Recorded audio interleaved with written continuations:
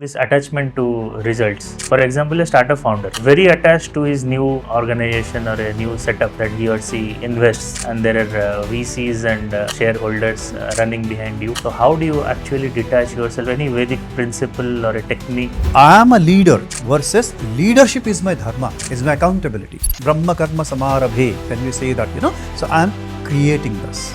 Coldplay concert, viral article videos everywhere of the astronomy CEO and the head of HR. So in such cases, what do you think a leader must check, especially when it comes to the power and the public perception, criticism that comes along with it? Consciousness keeps working, but it's the mind, the manas, which actually misguides you many times. So that's what we call is Namaha, Namah Shivaya or Namo Vishnu, whichever way you call it. Namaha. I am not there.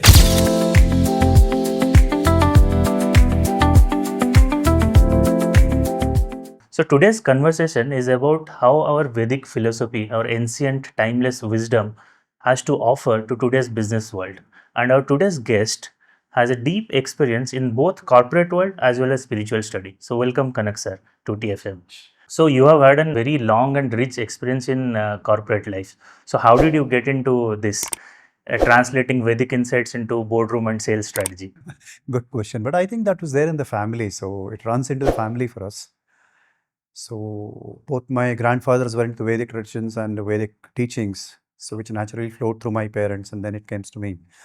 And as it comes to me, my father was himself a very good trainer while he was employed with SAIL and a businessman. My mother was an entrepreneur.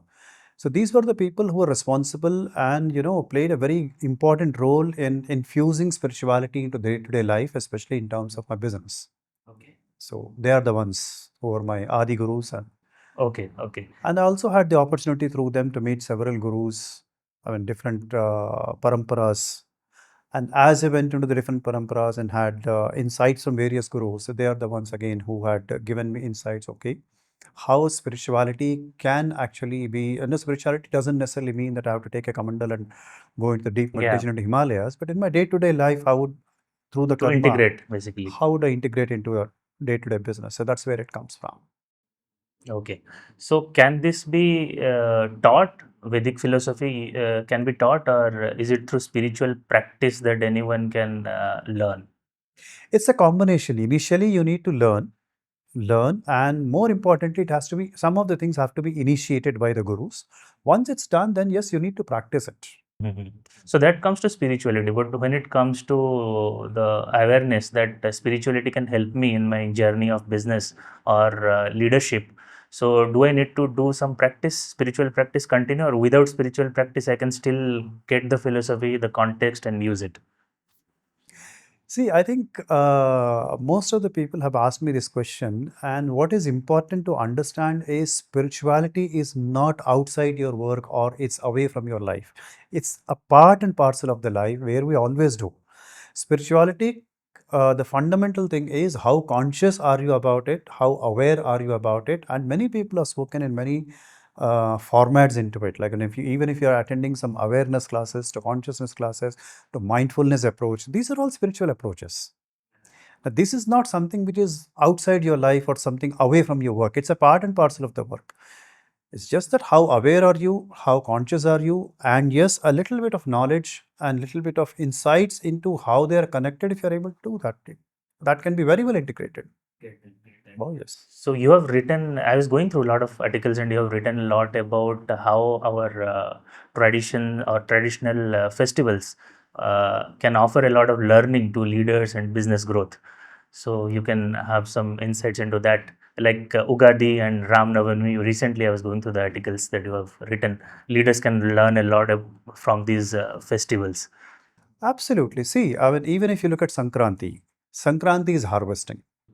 Okay. Yeah. Now, when Sankranti is harvesting, I'll talk about Sankranti. What is it that you'll harvest? And apart from that, as you're harvesting is nothing but your result, your output. Yeah. And why is it important to celebrate the output? Why is it important to make sure that you involve everybody? See, in our towns and villages, what we do is we gather everybody, the whole farm labor, including small things, and we offer our prayers to every being Yeah. who's responsible for this output. So there is the cow, there is the chicken stack, then you have the bull, each and every. So even these elements or even these beings are being worshipped, Yeah, true. right? And then not just that, even the non-living things. For example, the plow is being offered a puja. Yeah, The Bhumata is offered the puja because it's the Bhumata who is finally given. Then there is a Dhanya puja. So Dhanya Lakshmi, Dhanalakshmi in all 8 forms. So Lakshmi is actually, she's the pujas are performed, the offerings are made to that, and it's a whole celebration that continues for the next few days, got it, got it. right? And that gives us an insight like why don't we celebrate every moment in our life? Hmm. Yeah, because in Sanatan Dharma, we do celebrate and we say that God is there in everyone and everything, and we कण कण celebrate में Ram almost है, everything. Yeah, कण कण में शिव है, yeah, कण कण में शंकर है. So yeah, true, very true. कंकर कंकर में शंकर है, जैसे बोलते हैं ना, for a rhythm. Now, anything, Ugadi is the beginning. So when Sankranti you're celebrating the outcome, Ugadi is where you are beginning the year and you're celebrating the creation of the whole year. Yeah. If you look at Ram Navami is a place where you celebrate the entire, the system, the ruling system or the leadership system of Ram, what he gave us. So Ram Navami is the day when we celebrate Ram's birthday, but Ram as a king, what all has he gone through to keep up his The dharma, sacrifices. to perform his karma, and how dharma and karma have been aligned. Okay, and that's what makes him a better leader. Yeah. And these are the things we can learn from the Sanatan Dharma.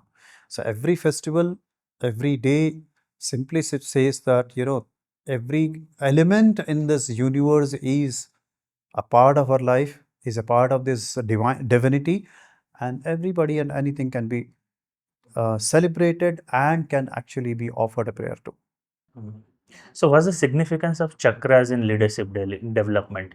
Is it there is some significance or connection of these chakras to the competencies in leadership to build a culture or to build a team? Oh, yes. Not just chakras, it goes beyond actually. With As we move, we'll talk about it. Now, if you look at, like, first let's talk about chakras, and then we'll also talk about the leadership. So there are 7 chakras you are aware of. So Yeah, right from yeah. Muladhara till Sahasrara, there are 7 chakras.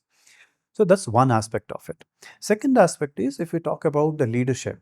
Now, whether you are a project leader, whether you are a corporate leader, wherever you are, when it comes to In leadership, any field, any leader you can. any aspect, it could be a family, Yeah. it could be a classroom leader, wherever you are. Okay. What we look at is the first instance that we talk about in creation is why am I existing and why does this project or this organization or this classroom exist through me? Starts with the purpose. It starts with the purpose. Plain simple. Now, purpose is then aligned along with, or purpose aligned with the purpose also comes the principles around it. So, what is the philosophy? Apart from the philosophy, what are the values we are going to add to it?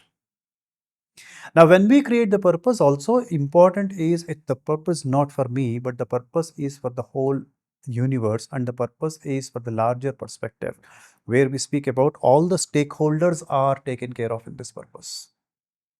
Got it.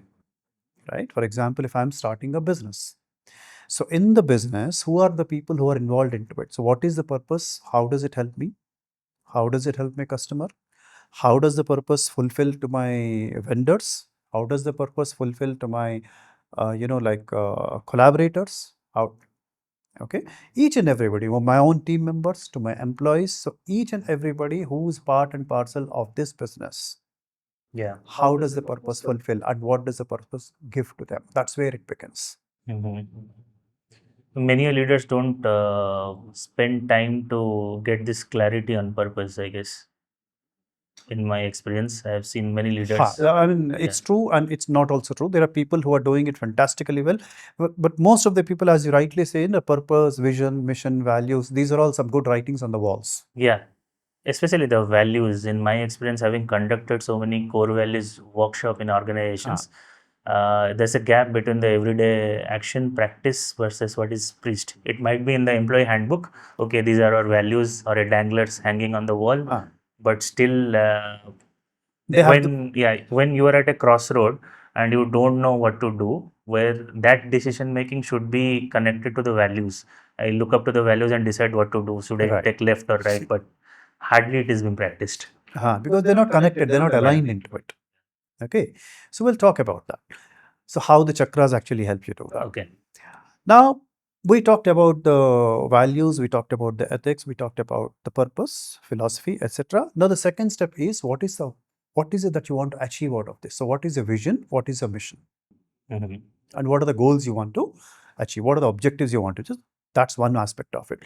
Now, as a leader, having designed the purpose and the vision, mission, goals, etc., it's very important to like voice out to others because you need collaborators, you need Communicate to people to others. join Yeah. you. Okay, how does your community or your family or all the stakeholders, how do they align with you? So the voicing over is another important aspect.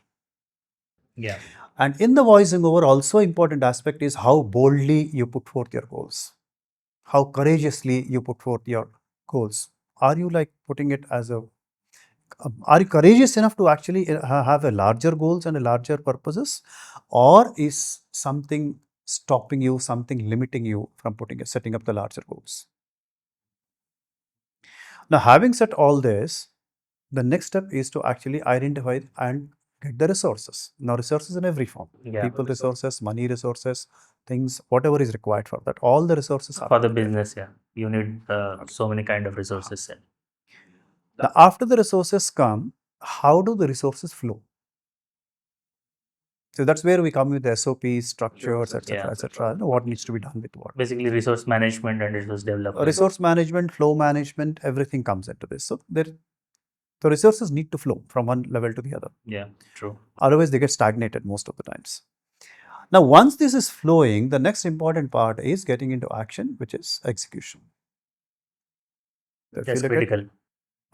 no result, no action, no result, result, yeah. simple. Yeah. Now, interestingly, what happens is, at least in my experience, and I'm sure you all agree with me on this, there are people who are very good at ideating, Yeah. but the execution doesn't happen. On the other hand, you'll find people who are like very good at taking actions, but they don't know why they are taking the actions. And there are also people who have very good ideas, they're trying to take actions, but never able to get the resources. And on the vice versa, people have lots of resources, they don't know what to do with it. Right.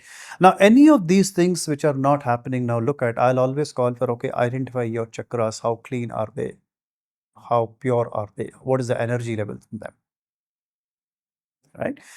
Now, if you see the purpose, the philosophy, this is guided by Sahasrara, the crown chakra, Which is the which seventh chakra. of the seven chakras, Sahasrara, the topmost Yeah. chakra, that's where it counts. Now, the Ajna chakra is where the vision happens, where the mission happens, where you're able to look through, look into the future and create that. Okay. And then there is a voice chakra at the throat level. For courage, you have it, this chakra. Okay. Similarly, at the belly button chakra, which is the sacral chakra, is what is responsible for your resources. Mhm. Okay. And the lower two chakras, one by one, are where you have one for flow and the other one for execution. The Mooladhara is purely for execution. Now, whatever is not happening in your area or in your space, that specific chakra is not working for you. That's blocked. Either it's blocked or it's not working the way it's meant to be, or something. There is an energy block, yes. The energy is not flowing optimally in that. But what's the process of identification here or diagnosis? Let's say one of I my just gave you, chakra. right? Let's Yeah. say if execution is not happening, Okay. check your So it's a Mooladhara. self-awareness that I need to realize, okay, my Absolutely. communication is not great, so this is one of the chakras. But what to do next? You need to clean the chakras. Simple.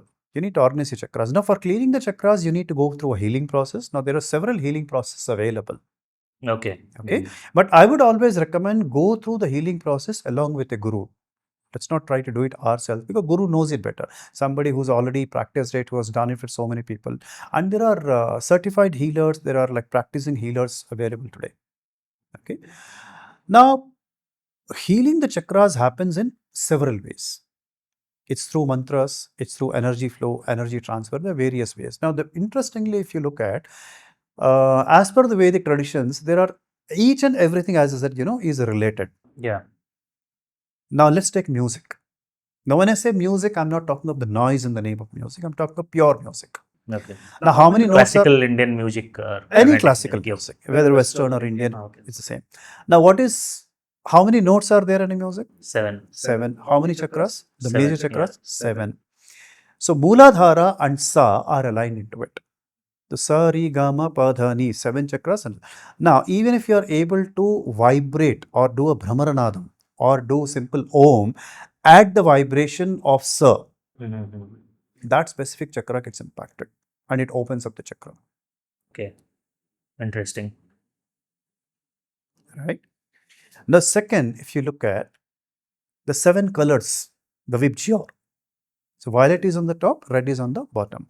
Now all the 7 chakras, each one is perfectly aligned into. Now if you study, I mean, it's there in the Chakra Wisdom in one of my I know, books. for example, red denotes Mooladhara. Yes, red is Mooladhara and the uppermost violet, if you look at that, Sahasrara. And each chakra is beautifully aligned and that's the color of the chakra. That's what is it. If you look at any colored picture of the 7 chakras, you will see those shapes and symbols over there and you will exactly find the 7 colors there. Okay. So interconnectedness. They're beautifully interrelated, yes. Okay. Now anything related with 7, if you look at, is directly related to the chakras, and that's where the importance of all this comes. Sapta Samudra, all the samudras, each samudra denotes to, or it purifies one of the chakras. Now, if you look at like Saptarshi, or even if you look at like the Sapta Vishwa, the 7 worlds, or Sapta Lokas. Okay, they're 14, upper and lower, but I'm talking the upper lokas. Now, these 7 lokas, if you look at, are directly related to each chakra. Now, here is the beauty of it.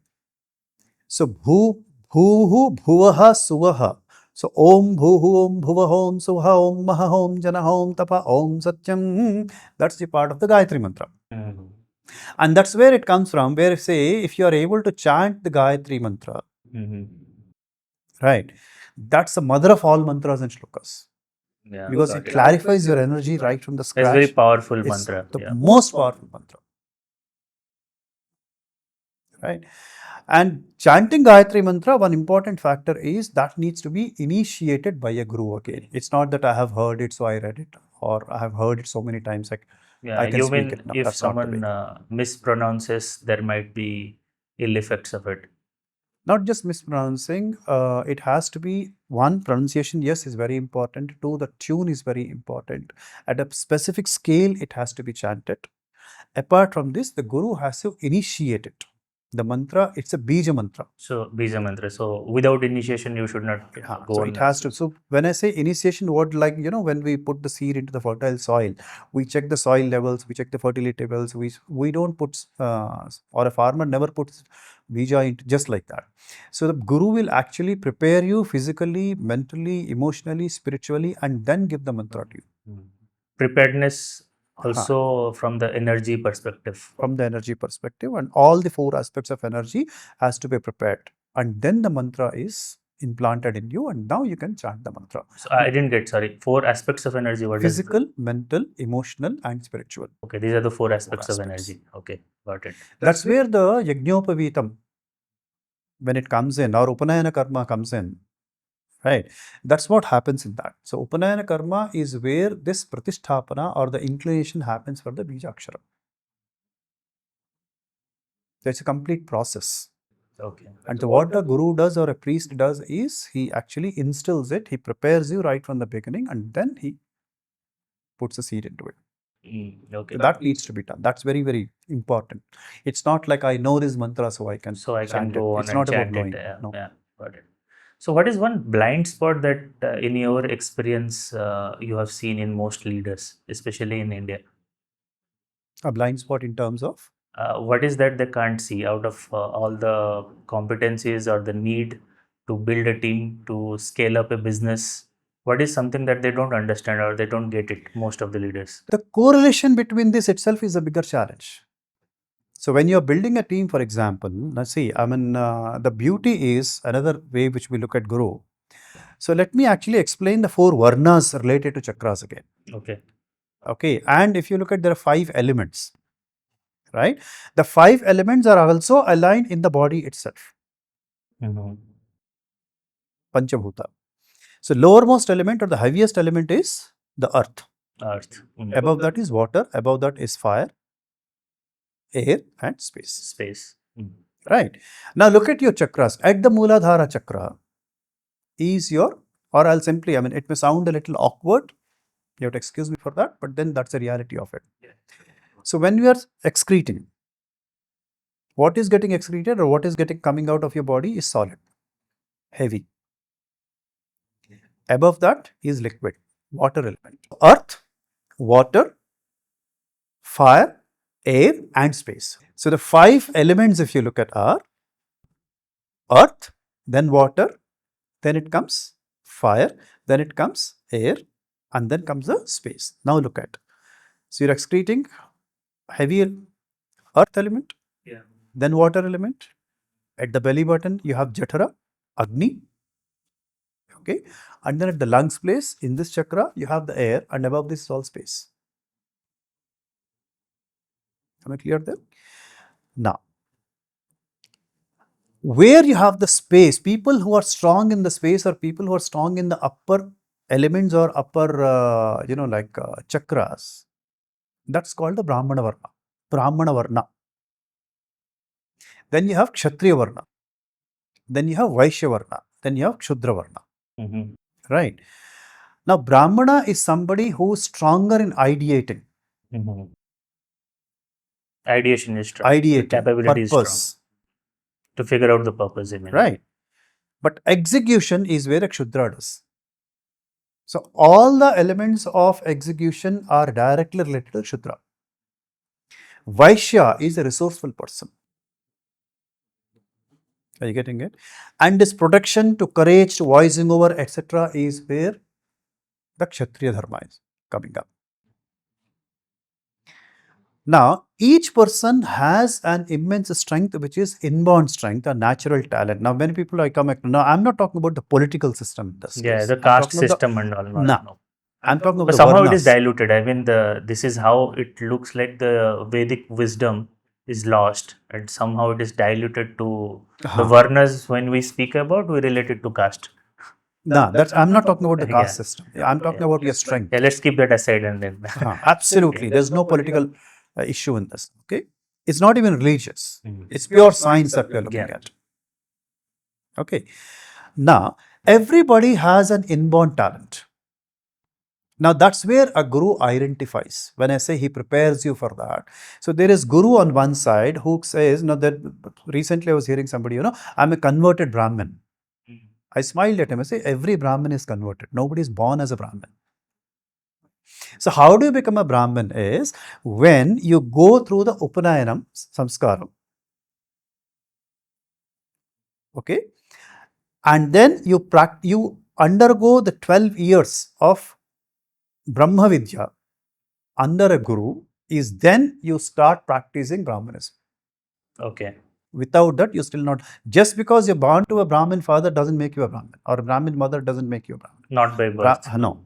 I think this is first time I'm coming. Same with Kshatriya. And that's where, you will find in our Puranas or in your stories and the so-called mythologies, Rajarshis, Brahmarshis and all these people like Valmiki. If you look at Valmiki or if you look at other rishis who are there are few people who are not born to the Brahmins as a parents, but they became the Brahmins, they became the sages, they became Meaning the in some way you have to earn this, not by birthright. Yes. But this is not how it happens these days. Yeah. You have to undergo the process to become a Brahmin. Got it. In Brahmanism again, you have various subsects. So this is all written in our scriptures. It's there already. Oh yes. If you read Purusha Suktam or Sri Suktam, that's what it talks about. And then almost every scripture speaks about it. Right. I think the awareness is what is lacking. Now, the second part, Kshatriya. Kshatriya is a dharma again. So, I take up to be a Kshatriya. So, when this Kshatriya dharma comes up, when a guru actually accepts you. See, we always study the story of Eklavya. Yeah. Now, somewhere, I personally feel the story has been distorted to bring out the political issue into it. But then Ekalavya was not accepted by the Guru because he's not ready for what he needs to be done as per the Guru, Dronacharya. Can you little tell the story for our viewers a little bit about Eklavya? What happened in See, reality? Ekalavya approaches Guru Dronacharya and say that I want to take up the Kshatriya dharma. I want to learn archery from you and take up the Kshatriya dharma. Dronacharya says, no, I can't accept you as a student because you're not a Kshatriya. That's how the story says. It actually is. You do not have the capability of being a Kshatriya. Right It's now. not that you're not born to a Kshatriya. Now, this is a misnomer. Got it. Right. Which Ekalavya proves him wrong, stating, no, I can be that. See, you can be a skilled archer, but you can't be the king. Kshatriya dharma is where you're ruling, you're leading. So in the organizations also, we have the leader who is a Kshatriya dharma. On top is a Brahmana dharma who is the corporate mentor, like a Rajaguru. Now, if you look at Brahmins, as a Brahmin, he doesn't rule. He only guides the ruler. He's a Yeah, like Chanakya, Chandragupta Maurya. Chanakya. Yes. Okay. Then there are Vaishyas who are giving you all the resources. Now, Vaishya job itself is to create and generate resources through various means. So when he's doing a business, when he's performing the economic activities, what is he doing? He's generating resources for the people. Yeah. And at the bottom is people who execute, who actually do the hard Sudras. work. That's physical work. Can be soldiers, no, not just soldiers. Anybody, see in the masonry also, if you look at architecture. So this somebody who designed the building, and at the bottom there is somebody who actually laid the foundation, set the bricks, and then they did the execution of this building.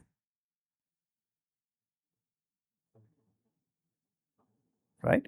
There is somebody who actually arranged for all the resources, including Yeah. manpower. So in modern organization, these are different functions or different departments within the company. Different, yes. Right? Now what happens is, if you look at people who are at the execution level, their mooladharas are very strong. If you look at the people who are highly ideating, their sahasraras are very strong. That doesn't mean a mooladhara can't have a higher, he can. And these are all rounders. They can fit anywhere. They can take up any role. Right? That flexibility is there. Flexibility is there, yes. And not just that, if you look at a Raja, a leader is somebody who has to be, who has to achieve the pravinyata, which means he has to achieve excellence in all the 64 art forms as per our systems. So Chatushashti Kala. Okay. So the entire execution or the entire system has been broken into 64 forms, and all the 64 forms are the art forms. Now, when it says Kala, it's not something which you practice just like that, or you just have like fun along with it, but where you actually go through the tapasya of imbibing it and following it. So 64 different forms have to be imbibed, 64 different forms have to be expertised, and that's what makes you a Raja. So in the ancient Gurukul system, this was a practice, or this was a norm, process of how to imbibe, how to become what you wanted in life. But it's not the case these days.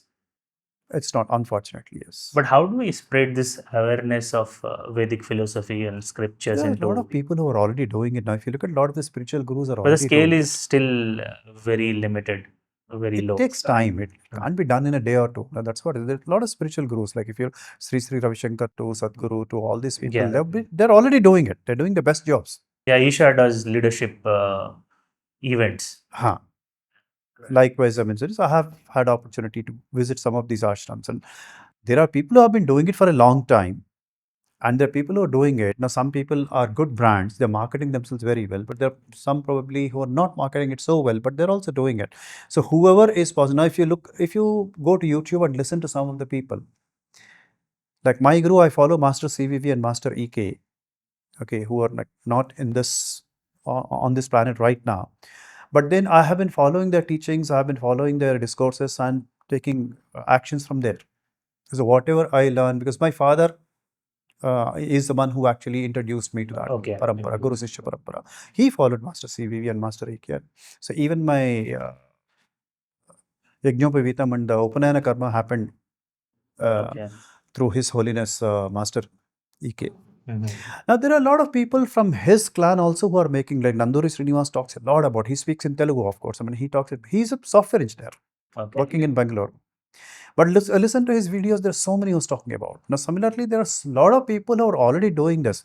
But the question is the clarity which is missing is, okay, all that is good if I'm not in my office.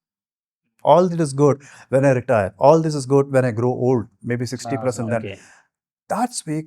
So, like philosophy and spirituality is something when I grow old. No, spirituality is right from the day you're born. You're born as a spiritual being, you're born as a bundle of energy, and that needs to be taken care of.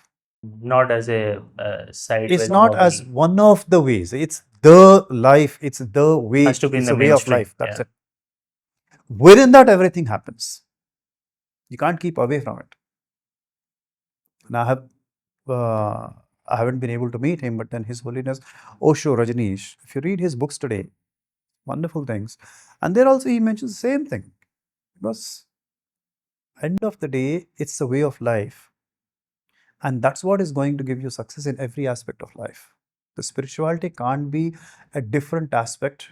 I'll one It day, has to be someday I'll do integrated. it. That's It correct. has to be integrated. Now there are other organizations also which are running it. Like organizations like Landmark Education. Now they also do it in their own way. But it boils down to the same. They may not talk Vedic systems, but they speak the crux of this. Yeah, if there's a training module, let's say on leadership or managerial skills, Huh. the aspects of Vedic wisdom can be inculcated or It can be. yeah, So put I into have the created a modules. few Yeah. training modules out of the books that I've written up till date. By God's grace, I think I've done some 150 odd books on various sales, leadership, and all these things, and how this can be incorporated. Now, if you look at the wisdom, even simple things, they're simple slokas which the grandmother had been, or even today, I believe in some of the towns and villages, in some of the families, grandparents are giving it to their students or their grandchildren. Hmm. Students. Now, let's understand a very basic shloka. I'm not going to mantras. Yeah, I'm yeah, sure. coming to a very fundamental shloka and what it means and what we have not learned about it. Yeah. See, we learned Karagre Vasate Lakshmi, Karamadhye Saraswati, Karamule Sthite Govinda, Prabhate Karadarshanam. So, the moment you wake up, people say that's the first shloka you should chant and then start your day. The reason being? First, let's understand what it is. You'll get the reason in it, Okay. right? Kara means the hand. Agra means at the forefront. This manifestation. Okay. Lakshmi is prosperity. Vasate Lakshmi resides Lakshmi. Madhya means in the middle. Saraswati is a symbol of wisdom. Yeah. Mule is at the base. Govinda is the divine. Right?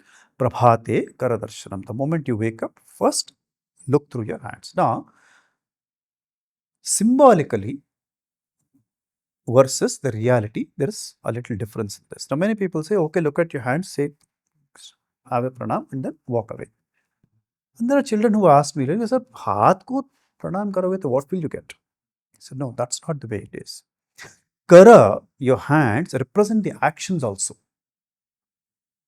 So the moment you get up in the morning, the first thing you do is look at what you want to achieve today. Start your day by looking at what you want to achieve even before you get out of the bed. Goal for the day. Now that's what Stephen Covey says, always begin with end in the mind. Yeah. Right. So now what it says is you start with N. So what is it that you're going to manifest today now that you have got up? So Lakshmi is prosperity and prosperity is divine and divine is always universal. So for this universe, what are you going to manifest? For this universe, what are the actions? What is it that you're going to achieve to this day? Start with that. Now look at, is that what you want to achieve? Use your wisdom. Is it constructive or destructive? So use your Saraswati there. Make sure that you're creating something constructive. And very importantly, at the divine, at the base of it, please remember to make sure that you create a purpose. So your result is an outcome of the wise actions that you take, the constructive actions that you take, which are being created on a platform of your purpose. Start your day with that. Now, the moment you step out of your bed, every single action that you take, even the smallest of the action, let it be aligned with the purpose that you are wanting to create. Let that action be guided by the divine wisdom to make it constructive. And let that come out, manifest as the Lakshmi, as a prosperity in all its 8 forms. Understood. Right? Like that, you have so, even when you're eating, you're expressing your gratitude. When you're sleeping, the reverse of this. So, like this, if you follow these small shlokas, so beautifully it has been depicted. You don't need Vedas for this. Yeah. It's there as a part. Now, same things have been repeated or have been said in different formats with various other teachers, right from Kabir to Rahim to Tulsidas, all these people. Now, if you read their dohas, they also say almost the same thing. Yeah. True. But instead of making that a subject in the school, we need to look at, okay, how to put into practice on a day-to-day basis. So have projects around that. Okay, today I practice this. Like a simple thing. काल करे सो आज करे सो अब, पल में परलय होएगी तो बहुरी करेगा कब. ये तो हम सिर्फ पढ़ते थे. हाँ, कहीं पढ़ा, किसी टीचर ने पढ़ा, उसमें जाके मेरे को 4 मार्क मिला, 5 मार्क मिला, and all that हो गया. But I'm really practicing it. Not into everyday action. But make sure that people start, okay, now that you have learned it, now look at what was supposed to be done tomorrow, have you done it today? It's all the whole, pages and pages of, the पोथी जो हम बोलते हैं जिसको time management का, he just put it in 2 simple lines. भाई कल का आज कर ले, आज का आप कर ले, Everything हो is गया. there in it. Parlay is pralay. If anything goes against what you wish, when will To you talk do the about rest? procrastination, it's this. That's Right. So that's the wealth of wisdom we have. And this is where I said, why don't we practice it? Getting it? Now let's understand Lakshmi. If you look at it, there's another beauty, what we're talking about. We have Shiva, we have Vishnu, we have Brahma. So Brahma, Vishnu, Shiva. What is Brahma? Brahma is a creation. Yeah. Okay. Vishnu is called the Laya. This is Adi, Laya, and Antyam. So Adyam, Laya, Antyam. Creation, flow, completion. People say destruction. No, it's completion. Completion. It is. Whatever has to be created has to be completed. That's why in most of the sports fraternities we say, when they start the race, immaterial, irrespective of win or lose, they make sure that the race is complete, the sport is complete. Whatever has done, that's very well practiced there. But anything, most of the times we start something very big, but then we don't complete it. Whatever you start, make sure you complete it. That's why in pujas and other things, अगर नहीं पूरा करेंगे तो पाप लगेगा, फल नहीं मिलेगा, and all these things. And पाप फल नहीं मिलेगा की बात नहीं है. First is people are made to practice, because whatever you started, please complete it. It may take a little extra time, but still complete it. Do not function in an open loop. Close the never loop. Leave anything open. Talking about the Trinity or Trimurti, अगर उसके बारे में हम देखते हैं, so Trinity we call it Brahma, Vishnu and Maheshwara. So Brahma, I'll speak the Sanskrit versions and then I'll come to the English. So we call it Adyam, the beginning or the creation, flow, okay, Laya, and then Antyam, the completion. Now, many people mistake completion to be destruction. Antyam is not destruction, that's completion. So, whatever is started needs to be completed via a proper flow. Got it. Now, Brahma is the creation. So, whatever you create, okay. Now, who's Brahma's wife? Saraswati. Vishnu's wife, Lakshmi. And Shiva's wife is Parvati, Parvati. Shakti. Right. Now, look at the beauty of this. Whatever you create has to be created keeping wisdom, making sure that the creation is always constructive. So, use the wisdom when you create effectively. So, begin everything with the divinity, with the purpose, and make sure you are using your wisdom to make sure that it's actually manifesting into something constructive. Okay. Then there is a flow, right? Laya. Now, laya means flow. Now, when you're flowing with it, so when you're going with the flow, then what happens is it becomes vilaya. When you go against the flow, it becomes pralaya. So, whatever is going against becomes pralaya, whatever is going with the flow. So, our dharma and the karma have to be aligned where we are always with the adyam, laya and antyam. Wherever there is a mistake, it becomes a pralaya.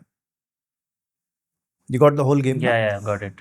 Now, for the flow, for the laya to happen, you need resources. So, who's Vishnu's wife? Lakshmi. Lakshmi.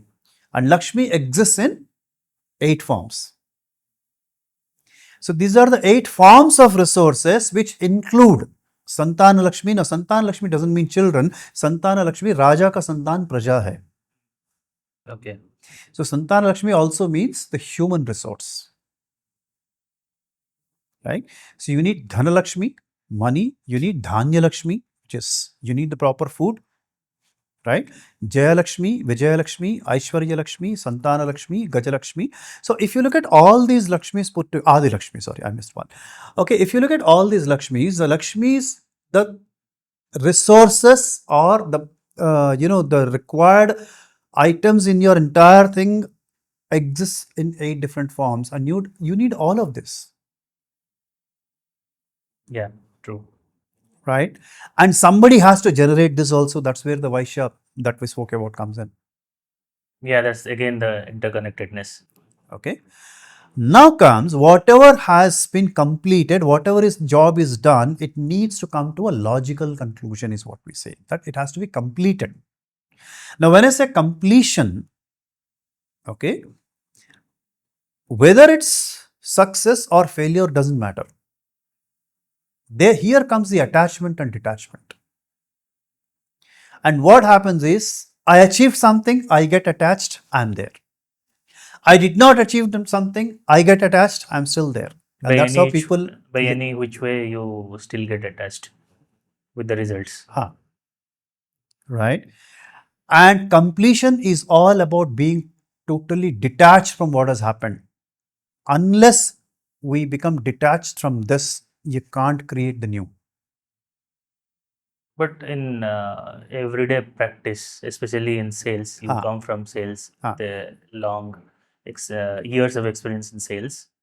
How can someone be detached from the results? Forget sales, anything and everything you have to be detached, otherwise you can't create. So I'll just come to that. Okay. Now, who is Shiva's wife? Parvati. Parvati or Shakti, right? How many forms is she existing? Don't know. Navadurga, the 9 forms.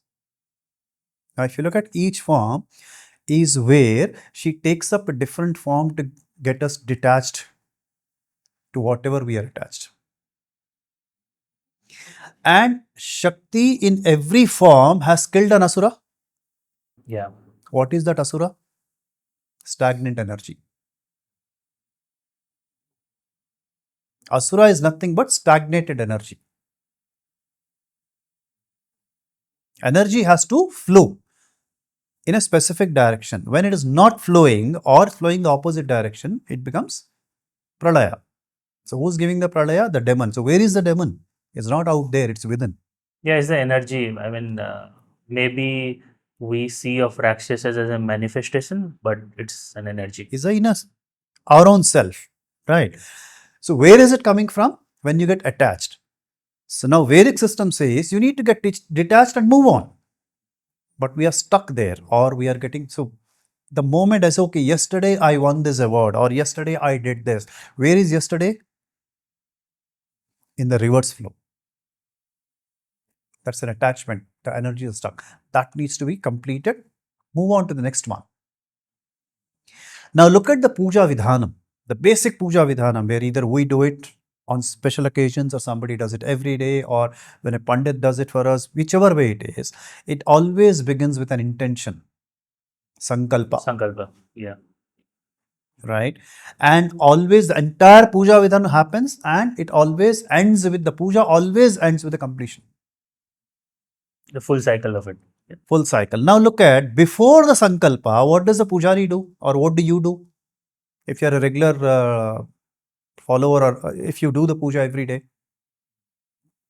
the first thing you do is, you have your shower, you do everything, come to the puja mandir, the first thing you do is what is called as nirmalyam. You remove everything and clean up the whole space.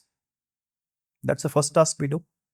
Clean up the idols, clean up the space, remove whatever is there, yesterday's flowers or yesterday's rice or whatever is there. Clean up, make it for now. What are you doing? What is past is being removed. नहीं नहीं, ये फूल बड़ा अच्छा लग रहा है, इसको हम रखेंगे 10 दिन. Starting afresh. You're starting fresh. That's where it's called cleaning up, and you're creating a new space altogether. And that clean space is like a white, pure white piece of paper. Right?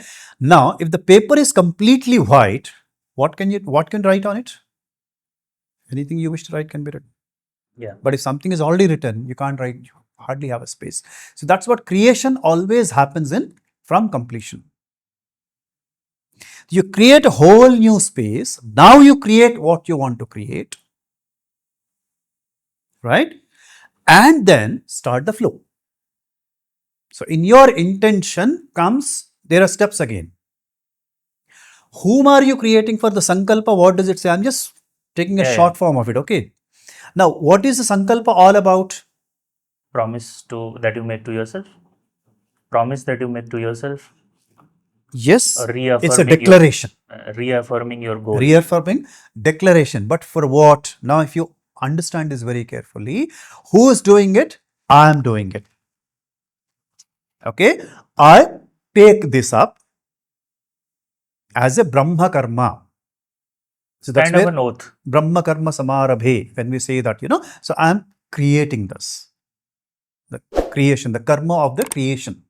Now, as I'm coming to the karma of the creation, me, whose name is so and so, who comes from the lineage, you talk about your pravara, you talk about your gotrams or so and so family, so and so gotram, etc.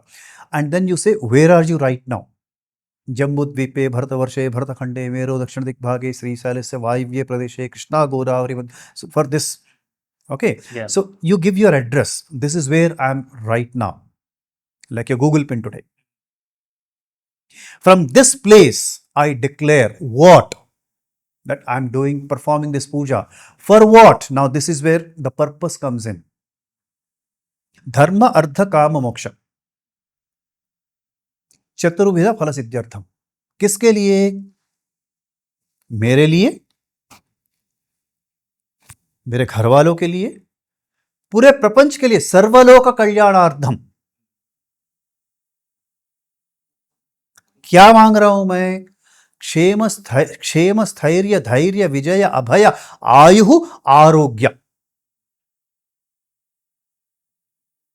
Fundamentals of life. So I perform this prayer.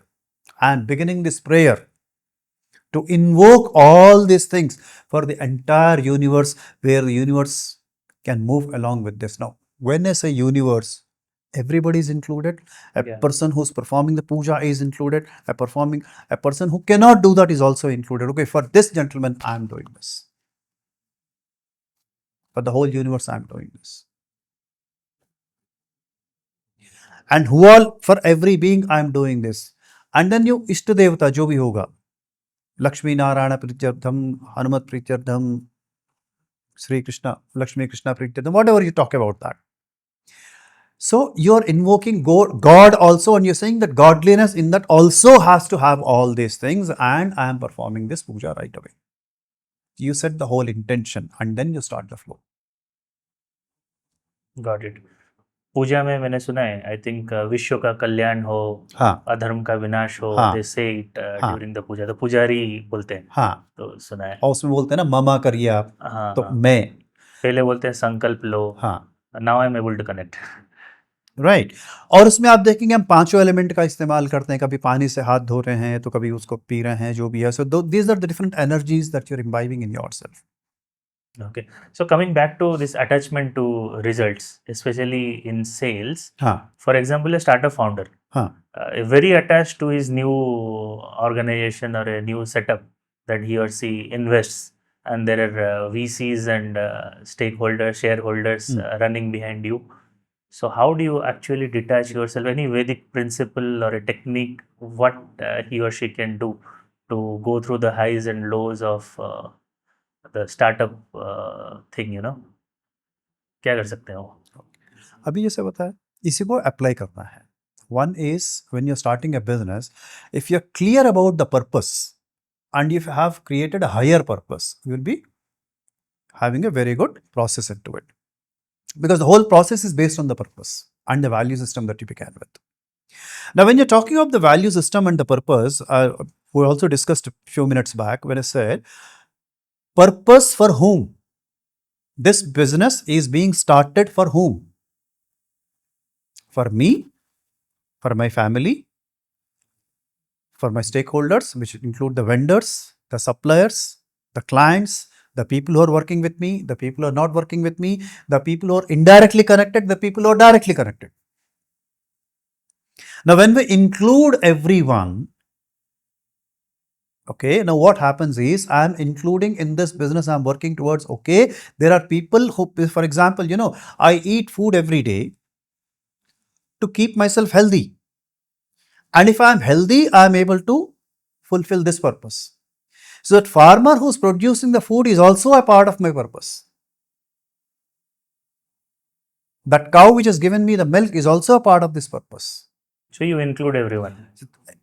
That's how a purpose has to be. So that's what the Sankalpa was all about, right? The intention, the purpose of this puja. We included every being into this. So am I creating a purpose, a higher purpose, where I create everything into this and then come with the flow? So when I build my business systems, is it actually impacting, and in what way is it going to impact? Now that creates my dharma, and that creates my karma, my actions into it. That defines the actions into it. Now in the dharma and karma, I need to be conscious. I am being aware, okay, am I taking the right actions and following it the way it's set to be done? Because it's aligned with my purpose. At the same time, does it mean that I'll always be on the high? No, the highs will be there, lows will be there, mistakes may happen, may not happen as a learning process. But where am I getting stopped is where I get attached. Okay. I made a mistake. How could I make this? Attachment. Oh wow, I won this. Still attachment. Whenever you are or I am getting into the previous moment and hanging there, the attachment begins. Yeah. So completion is where, okay, last minute I made this. What next? Okay, finished off. I made a mistake. Let me accept it. And then, whether I know it or I don't know it, in my knowledge or in my ignorance, whatever mistake has happened, I forgive myself. I seek forgiveness from this universe and I start all over again. So let me be aware. Let me be conscious that, okay, I don't make this mistake again. And you move ahead. And that's the last lines of any puja. Yeah, yeah. In case I have made any mistakes or something, please forgive me. Yadhasikti pujayam. So I have done to my best, whatever I could, but doesn't mean that I was the best. So in case I have made any mistakes, please forgive me and you seek forgiveness, you forgive yourself, and then keep moving forward. There's no attachment, there's complete detachment. So I did the best to the best of my ability. I did the best of my ability. Now that's what it says, like your input matters, your process matters for the output. फल की चिंता मत करो, फल की चिंता कर्म मत करो। करो। हाँ, फल की चिंता मत करो का ये मतलब नहीं बोला कि फल पे ध्यान मत दो। हाँ, but you give Yes. your best and then you see. हाँ, first declare what's the outcome, वहीं से स्टार्ट कर रहे हैं हम। बट फल पे ध्यान मत दो का मतलब ये नहीं है कि फल नहीं मिला, फल नहीं मिला, फल नहीं मिला, नहीं, फल मिलेगा प्रोवाइडेड आप बराबर एक्शन लो। Your dharma and karma has to be aligned for that. पहले जो फल मांग रहे हो क्या वो सही है? अगर वही गलत है, आपका धर्मा कर्मा तो गया, शायद मिलेगा but you will not be able to enjoy it. But अगर आपका वो बड़ा पर्पस है और उसमें धर्मा कर्मा ले रहे हो, बराबर से ले रहे हो, एक्शन अगर बराबर ले रहे हो तो फल मिलेगा। कब मिलेगा? When your actions are completely aligned to get that result. उसमें अगर ऊपर नीचे हो रहा है तो आपको रिजल्ट नहीं मिल रहा है। तो उसी को हम क्या बोलते हैं यहाँ पे? When the quality and the quantity of your actions are not aligned into it, you don't get the result because there is something missing in your action. या तो आप बराबर एक्शन नहीं ले रहे हो, मतलब एक्शन का क्वालिटी स्टैंडर्ड्स आपका बराबर नहीं है, या number of times you need to take the action is missing. आपको ये काम 10 बार करने को बोला है लेकिन आपने 5 ही किया। You are suppose to make 100 calls in this 1 month, you made only 25, आपका रिजल्ट बराबर नहीं आएगा। लॉ ऑफ एवरेज अगर देखेंगे। Yeah, the way I see it is kind of a process framework. पहले आप संकल्प लो, define करो purpose, clarity लाओ purpose में, Absolutely. then second is dharma, karma should be aligned, and then you did your best and you don't know what about the result. It might be good, bad, but still you accept it because you gave your best. Yes, you did your best, but then you're conscious about it and you're raising your bar every time. That's more important. And it's a failure, then rise up again and do it all over again. Don't get stopped by the failure. Yeah. Because failure is Start all nothing over. but there is some action which didn't go well the way it's meant to be. तो जब हम उच्चारण भी करते हैं prayer में, कहीं गलती होता है। Correct. ठीक है? सो कर्महीनम, क्रियाहीनम, शब्दहीनम, अर्थहीनम, जो भी होता है, whatever is missing, I seek forgiveness.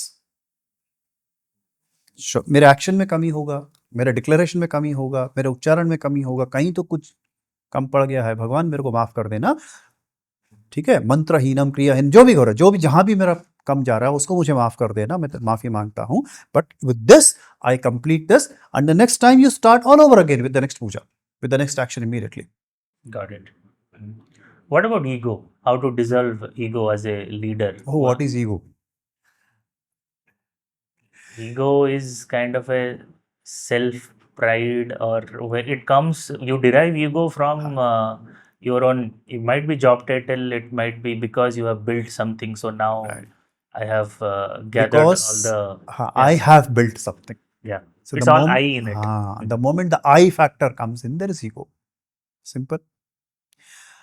Now, whatever is happening, ego, if you look at, is very clearly an attachment. Yeah, it is. When I say I am a Brahmin versus my Brahmanism is my dharma, it's my being. Completely different context in both the statements. Getting it? Yeah, I am doing this for what? With a purpose. Right?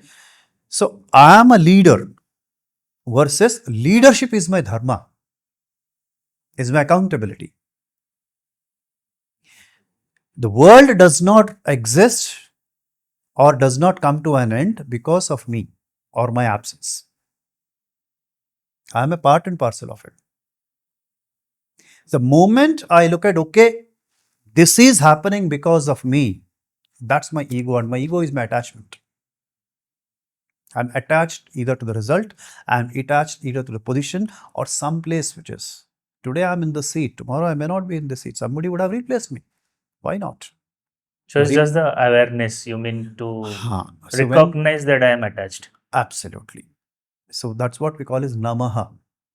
So when we jap namaha, namah shivaya or namo Vishnu, whichever way you call it, namaha, I am not there. Okay.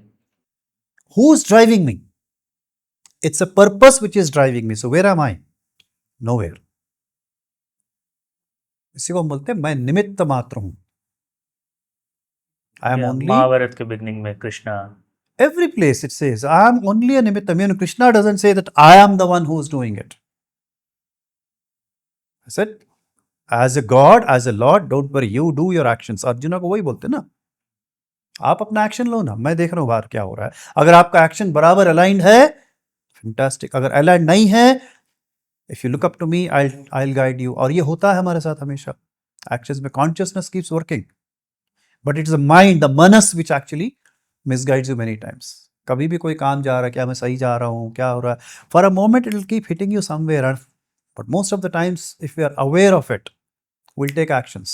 If you're not, वो कर तो रहा है, but we ignore it, and that's when we miss and go to the wrong actions. Yeah, understood. Yeah.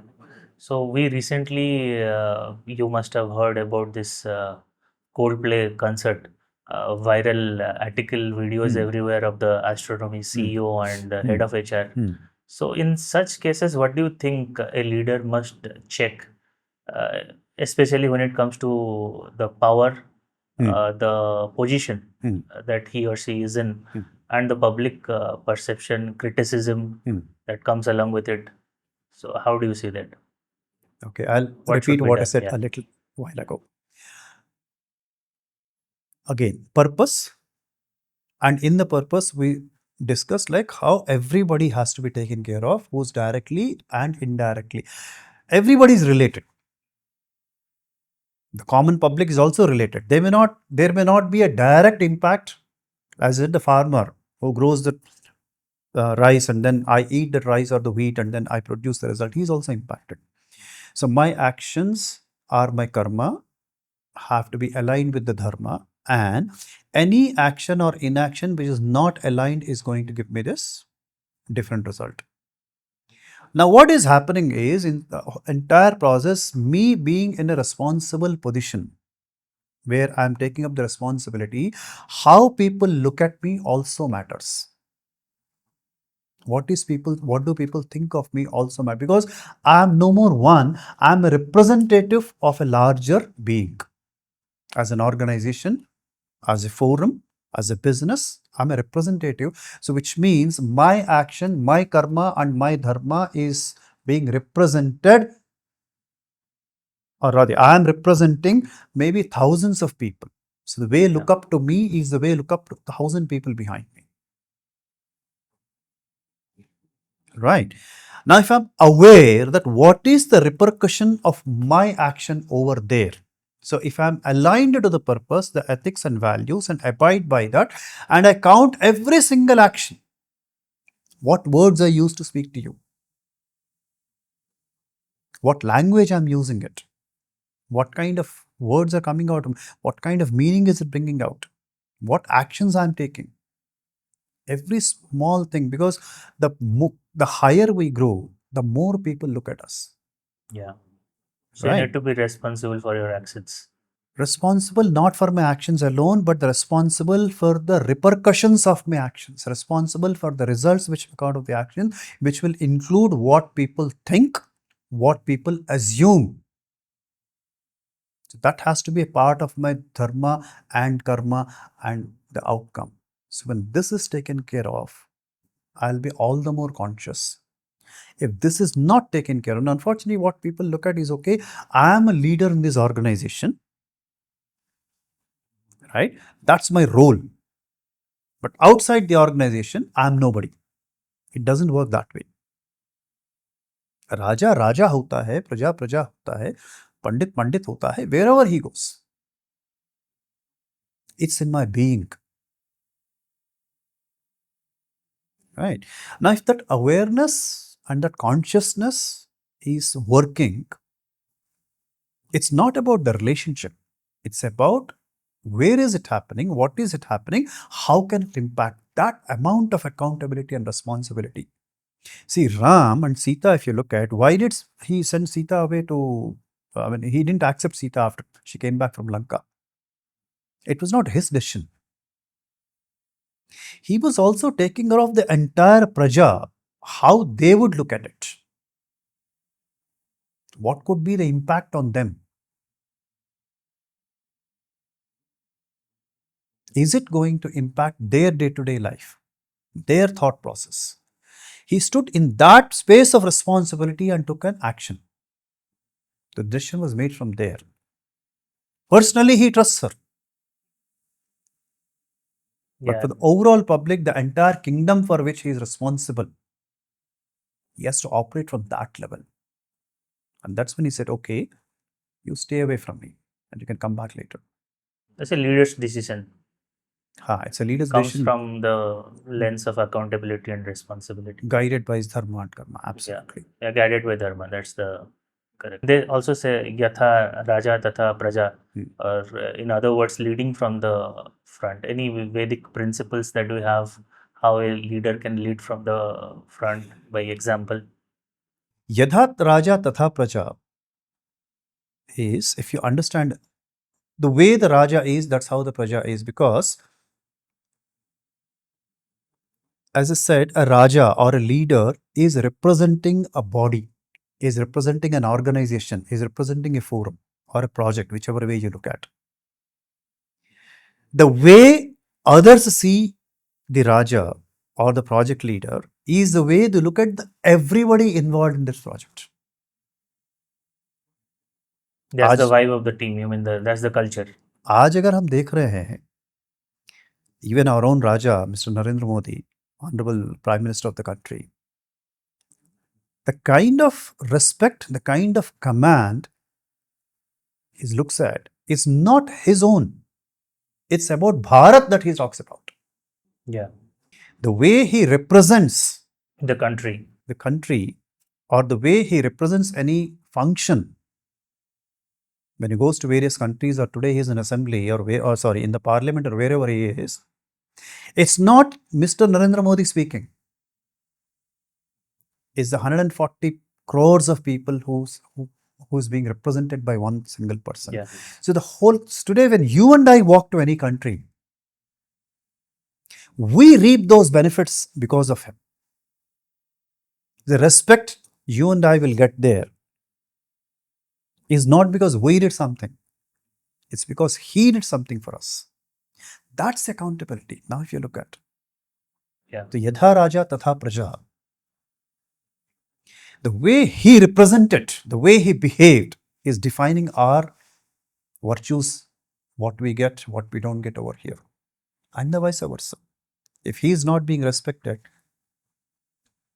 the citizens of India and any other country will not be respected. Yeah, that's true.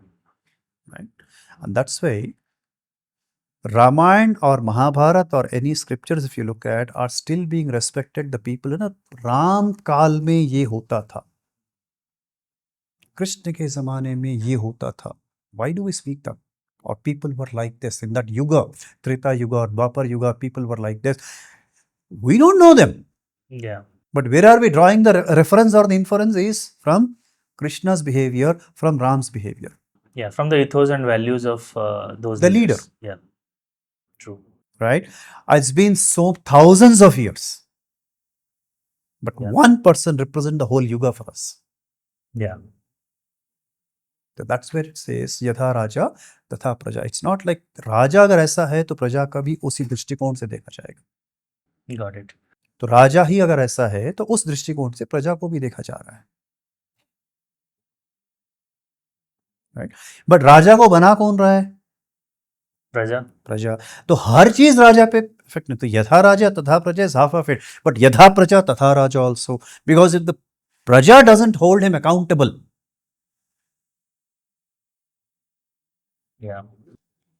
then the concert thing that we're talking about, people held him accountable and that's where he was caught. If they didn't hold him accountable, then what would have happened? There's no place for them to voice, or they're not even having the responsibility to opening up their voice. No, we didn't like it. Please don't do that again. Or if you do this is what is going to happen. We don't accept you as a leader anymore. Whatever it is, for this reason. But that's the impact on the entire organization. And when I say organization, thousands of people are being looked at. अरे आप वो company वाले हो ना जहाँ पे ये हुआ था. That's the reference people will draw. Yeah. These days, companies firing, laying off, that becomes identity. It's in news. Yeah. So, in one of your articles, you spoke about the flawed concept of women empowerment. Can you break that a bit for us? Yeah. See, women women empowerment, I just said that, like I mean, in that article, I very say it's a blatant lie. So let's understand what is empowerment.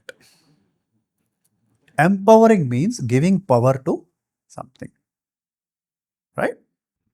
S- To a thing or to a person where the power doesn't exist. For example, this electric bulb, the fan, the AC, the mic, they all work with, they don't work on their own, With right? So electricity. you need electricity as an energy or a power to make them work.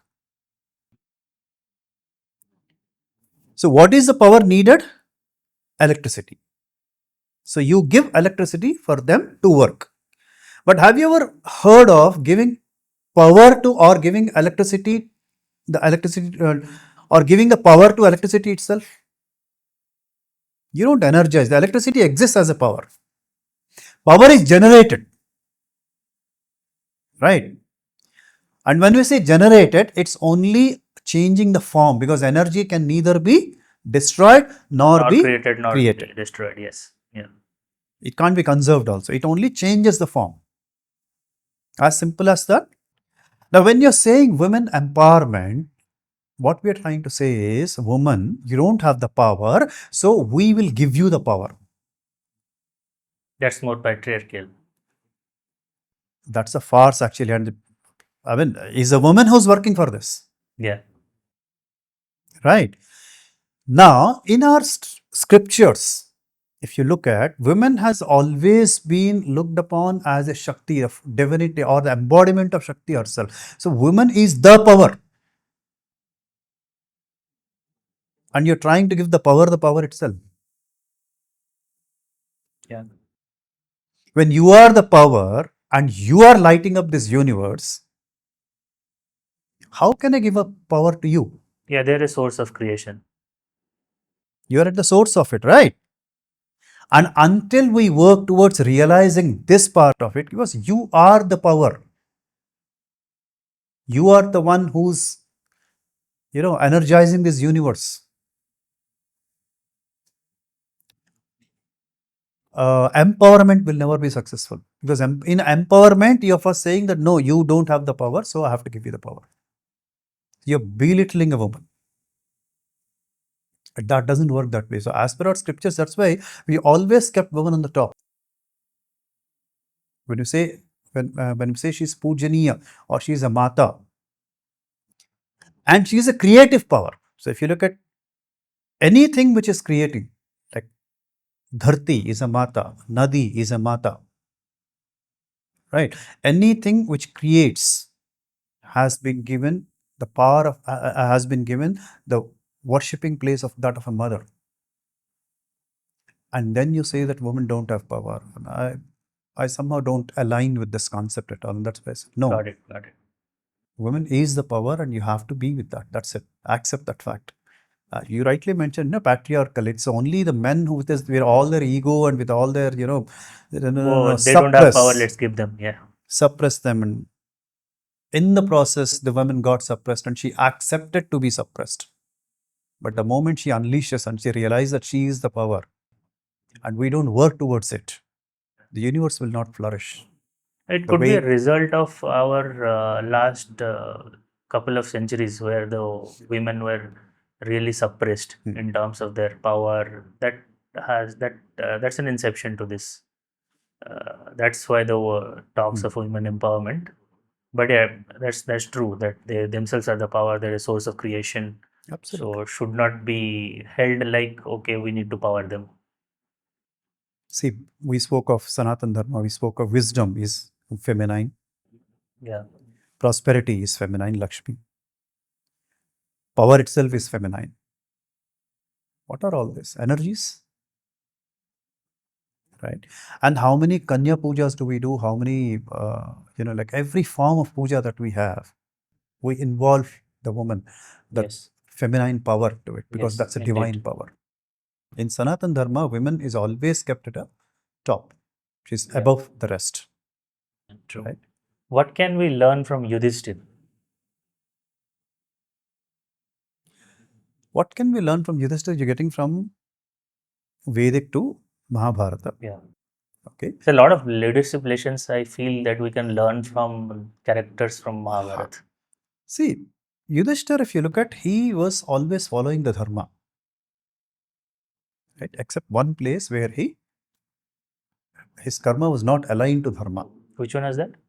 When he lies, Ashwathama hata hataha, Oh. right? Ashwathama hata hataha, he was asked to lie and he lies, and that's what the scriptures very clearly say. That's the only adharma he had followed. What happened actually during the Aswathama episode? I think the story about where Drona was on side of Dronacharya, was on the side of Kauravas. And it was practically impossible for these people to overcome Drona. So Drona's son is Ashwathama. So what they did is, they lied to him stating that Ashwathama is dead. okay. What actually died is, there is another elephant called Ashwathama and which died. So the elephant, whose name is incidentally Ashwathama, they killed it. It's a kind of manipulation. Absolute manipulation. They killed it. He did not lie, but he lied, and he said Ashwathama is dead. At the moment he said Ashwathama is dead, Drona, in all the despair, actually put his arms down and said, "No, I'm not fighting." So he surrendered, that I will not fight again. So that's a manipulation. Manipulative wordplay. Okay, got it. But that's against the dharma. So, if you look at Yudhishthira, Yudhishthira is also called Dharmaraja. Dharmaraj Yudhishthira, as we call him. Because he practiced dharma and all his actions were aligned to dharma in every aspect, and that's why he's called Dharmaraja. Right? Now, every aspect, if you look at, he has been strictly following it, except at one place where Krishna also says, when you took the decision to play the game of dice, not once you consulted with me. और एक बार भी मेरे साथ consult कर लेते तो मैं शायद मना कर देता. अगर वो कंसल्ट करके ये मना कर देते, then Mahabharata would not have existed. This war could be evaded.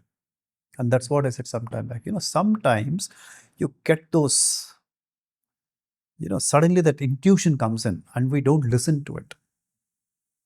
And that's a time where we need to quickly respond to it, accept it, wait for a moment. And that's the time when we should always consult the Guru.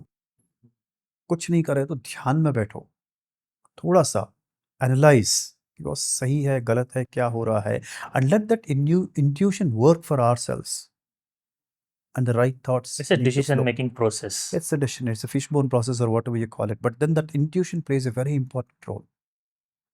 अब आपके इष्ट देव जो भी हैं उनके साथ में बैठो, जरा एक बार ध्यान दो. Then you will see, okay, something is striking, something is telling me not to do. Stop there. That's very important.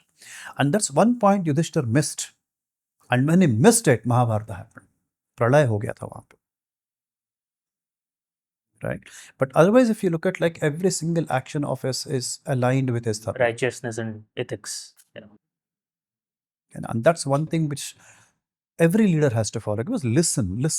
Practice silence, practice listening, and make sure that you listen to your own intuitions, the gut feels, and be very, very clear about it. Listen to the people as well. Sorry? Listen to your own people as well. Listen to own people and listen to your own self, and those are the moments where you can be guided or misguided. And Manas plays a very tricky role there. Got it. Sometimes, in my experience, I've seen it's just a flash. Too simple. I overlook it, and then I know, like, I made a mistake. Then when I sit back and say, oh, this was hitting me somewhere, I didn't even listen to that voice. Got it. Any books that you would recommend to sales leaders or leaders of any field for that matter? Irrespective of sales leaders, anybody, see, this is a human science. I have been a salesman, I have been a businessman, and I infuse this into it, though I have tried to draw inferences. But honestly, this is a human science. Anybody can actually, and I would say we should start giving to small children, young children, at a very young age, okay, with a proper description and definition. Now, any books, yeah, each and every book, why not? I mean, the books are easily available on PDF formats, are available free of. I would love to share it with you. Maybe you can give it to your friends also. Start with basic understanding of the shlokas, and then identify, what are the different Vedas, where does each Veda stand into it.